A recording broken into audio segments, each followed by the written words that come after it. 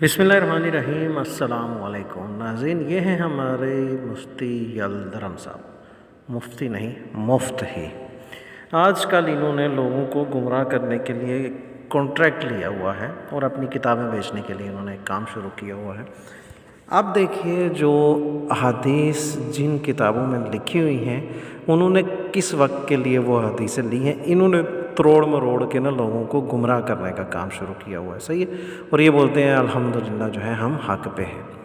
मेरे भाई, अगर हक़ पे हो तो लोगों को पढ़ने दो, पढ़ने से क्यों रोकते हो? पहली बात। अब चलते हैं, इन्होंने सुनन निसाई इस वीडियो में बोला है कि 1185।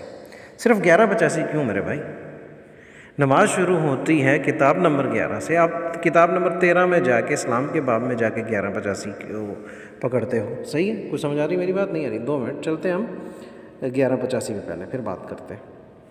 तो मेरे भाइयों, नमाज शुरू होती है किताब नंबर 11 से और हदीस नंबर 877 से। सही है। नमाज यहाँ से शुरू होती है। अब गौर कीजिएगा, हर किताब में मुहद्दिसों ने बाब बांधे हुए हैं और उस बाब के अंदर जो हदीसें आती हैं उस मौजू पे वो ही उन्होंने ली हुई हैं। सही हो गया। मैं कुछ चीज़ें शार्ट आपको बताना चाह रहा हूँ, क्योंकि ये यलदरम साहब आजकल बड़े माशाल्लाह सरगर्म हैं। नबी करीम सल्लल्लाहु अलैहि वसल्लम की सुन्नतों के दुश्मन जो हैं ये, वो आजकल लोगों को बहुत ही समझाने की कोशिश कर रहे हैं कि वो जो कर रहे हैं वो सही है।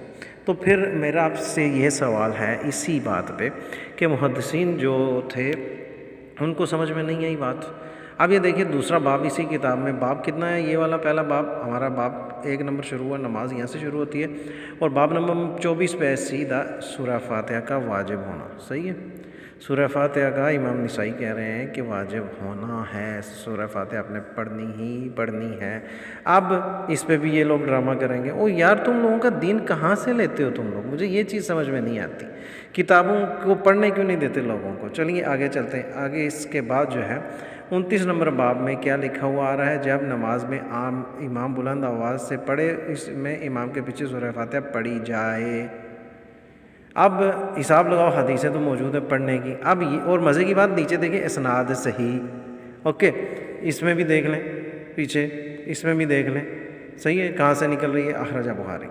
ओके, अगला देखते हैं बाब नंबर 34 जो है, इमाम के पीछे आमीन कहने का हुक्म, आमीन की फजीलत, बाब नंबर 35। सही है।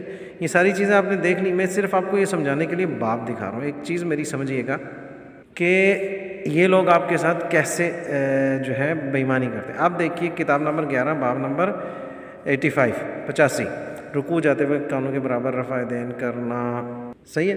नहीं समझ आ रही मेरी बात? अब ये सारी चीज़ें आपके सामने रखने का मकसद मेरा ये है कि हम 1185 भी देखेंगे। बात शुरू हो रही है नमाज किताब नंबर 11 से, बाब नंबर 1 से। उसमें एक एक चीज़ के बाब उन्होंने बांधे हुए हैं। सही है। 2 मिनट, अब चलते हैं आगे। जैसा कि यलदरम साहब फरमाते हैं 1185। अब देखिए, नमाज में इख्तिताम के मौका पर हाथों से सलाम करने का बयान, ऊपर टॉप पे देख लीजिए। उसके नीचे भी है बाब नंबर 5, किताब नंबर 13 है। 12 नंबर किताब भी बीच में से गायब है। मतलब 11 नंबर किताब से नमाज शुरू हो रही है बाब 1 2 3 करके, और बीच में से वो ख़त्म हो गई, बीच में से किताब नंबर 12 ख़त्म हो गई। किताब नंबर 13 का बाब नंबर 5 पकड़ा इन्होंने, बाब पकड़ा इन्होंने 5। अब क्या बोलते हैं कि देखिए यहाँ पे लिखा हुआ है कि रफ़ा देन करते थे, इसको नबी करीम सल्लल्लाहु अलैहि वसल्लम ने मना फरमाया। तो मेरी ये इनसे, यलदरम साहब से एक सवाल है, अगर इस हदीस से रफ़ा देन मनसूख होता है, सही, अगर मैं कह रहा हूँ, होता तो नहीं है, मुझे पता ये कम इल्मी है इनकी, अगर होता तो आपके पिराने पीर वो रफ़ा देन कभी भी नहीं करते। क्यों? इसका मतलब है कि नौज़ बिल्ला जैसे आप कह रहे हो, मतलब उन तक ये चीज़ें नहीं पहुंची और वो अल्लाह माफ़ करे कि जहालत में उन्होंने ज़िंदगी गुजारी है। ऐसा ही है। मैं अल्लाह माफ़ करे कह रहा हूँ क्योंकि मैं उनको वली मानता हूँ। सही है। आप लोगों की तरह ड्रामे नहीं। आई बात समझ में? ये यलदरम साहब बहुत बड़े ड्रामेबाज हैं। चलें, उनको अगर समझ में नहीं आई, पीछे चलते दोबारा से। हज़रत इब्न मुबारक, सही है, इमाम अबू हनीफा के शागिर्दों में से आते हैं। ओके, वो रफ़ा देन कर रहे हैं। क्यों कर रहे हैं? इमाम मोहम्मद ने मोता की जाके तालीम ली है। किससे? इमाम मालिक से, मदीना मुनव्वरा में। यार आप लोग پتہ نہیں کون سی دنیا میں رہتے ہیں، پہلے خود کتابیں پڑھو نا، ان لوگوں کی باتوں میں نہیں آؤ، صحیح ہے؟ نئے نئے اسکالرز آئے ہیں اور نئے نئے اسکالرز، اور نئے نئے اسکالرز نہیں ہیں، آج کل لوگوں کے پاس، ہر آدمی کے پاس موبائل ہے، اور موبائل میں کتاب آ جاتی ہے اور لوگ جو ہے اس کو پڑھ بھی سکتے ہیں۔ تو یہ مسئلہ تم لوگوں کو ہوا ہے، کیوں پوری زندگی تم لوگوں نے جو کہانیاں کرائی نا، ابھی نہیں کرا سکتے، مسئلہ یہ ہے۔ آگے چلیے، یہ حدیث 1185 کے بعد 1186 بھی ہے، اوکے۔ نسائی میں ہی 1319 نمبر حدیث بھی موجود ہے اور اسناد صحیح۔ 1319 کے بعد آگے چلتے ہیں، باب نمبر 72 1328 بھی ہے۔ کچھ سمجھ آ رہی بات میری؟ نہیں آ رہی؟ آگے چلیں، آگے دیکھیے باب نمبر 73 میں کیا آ رہا ہے کہ جناب جب امام سلام کہے تو مقتدی بھی سلام کہہ دے، نماز ختم۔ ہر حدیث، جتنے بھی محدث ہیں، جتنی بھی احادیث کی کتابیں ہیں، ایسے ہی ترتیب وائز انہوں نے حدیثیں لی ہیں۔ لگتا ہے میری بات سمجھ میں نہیں آئی، میں آپ کو میری اپنی ذاتی تحقیق وہ ساتھ میں شیئر کرتا ہوں۔ تو میرے بھائیوں، میں نے خود جب یہ ویڈیوز دیکھی، اس کے بعد میں نے یہ تحقیق کرنا شروع کیا کہ آیا یہ حضرت سیدنا جابر بن سمرہ والی حدیث جو ہے، کیا یہ کہیں رفع دین کے لیے بھی ہے یا نہیں۔ اس میں ابھی میں اور پڑھائی کر رہا ہوں انشاءاللہ۔ دو جو مجھے حنفی مسلک کے آدمی ملے ہیں، مفتی تقی عثمانی صاحب اور محمود الحسن صاحب، یہ دونوں کہتے ہیں کہ آپ اس سے رفع دین منسوخ نہیں کرا سکتے کیونکہ یہ اسلام کے وقت کی ہے، اوکے۔ اور مسلم کی میں نے 3 نمبر دیے، 3 جگہوں کے۔ شبیر برادرز جو ہیں بریلوی مکتب فکر کے لوگوں نے پرنٹ کی ہوئی ہے، صحیح ہے، اس کے نمبر بھی میں نے دیے ہوئے ہیں، اور ویڈیو بھی میں نے جو پچھلی جو بنا کے ڈالی ہے وہ شبیر برادرز کی ہی ہے، صحیح ہے۔ اس کے بعد دارالسلام کی بھی نمبر ڈالے ہوئے ہیں، انٹرنیشنل نمبر بھی ڈالے ہوئے ہیں۔ یہ میں نے جتنی کتابیں ہیں اس تصویر پہ میں نے خود دیکھی ہیں، خود پڑھا ہے۔ اور مزے کی بات، صحیح ابن حبان میں وہ فرماتے ہیں کہ جو آدمی، چلیے وہ بھی میں آپ کو حدیث دکھا دیتا ہوں۔ اب دیکھیے یہاں پہ صحیح ابن حبان میں وہ کیا باب باندھتے ہیں، اس روایت کا تذکرہ جس میں اس روایت سے کہ تفصیلی الفاظ ہیں جس کو مختصر طور پر ہم نے پہلے ذکر کیا ہے، مطلب یہ جابر بن سمرہ کی احادیث پیچھے نقل کرتے ہوئے آ رہے ہیں۔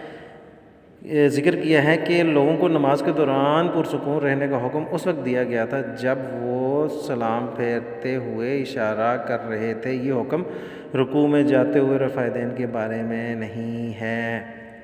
یہ صحیح ابن حبان فرما رہے ہیں، صحیح ہے۔ اس کے بعد ایک اور چیز میں آپ کو دکھاتا ہوں، یہ صحیح مسلم شریف ہے، شبیر برادرز کی بریلوی مکتب فکر کی جو کتاب ہے، یہ لوگ یہ پڑھتے بھی ہیں، صحیح۔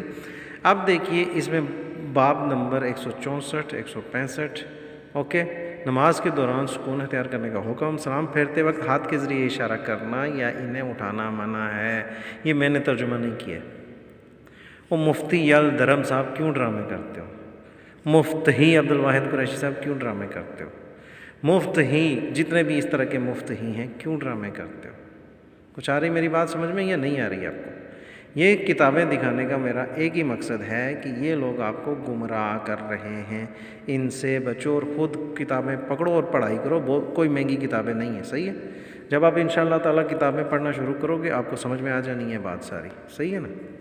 اب دیکھیے یہی کتاب جو ہے شبیر برادرز کی چھپی ہوئی ہے، صحیح ہے۔ اس کا 148 نمبر جو ہے باب ہم کھولتے ہیں تو اس میں کیا لکھا ہوا، تکبیر تحریمہ کے وقت، رکوع جاتے وقت، رکوع سے سر اٹھاتے وقت کندھوں تک ہاتھ اٹھانا مستحب ہے، تاہم سجدے سے اٹھتے وقت ہاتھ نہیں اٹھائے جائیں گے۔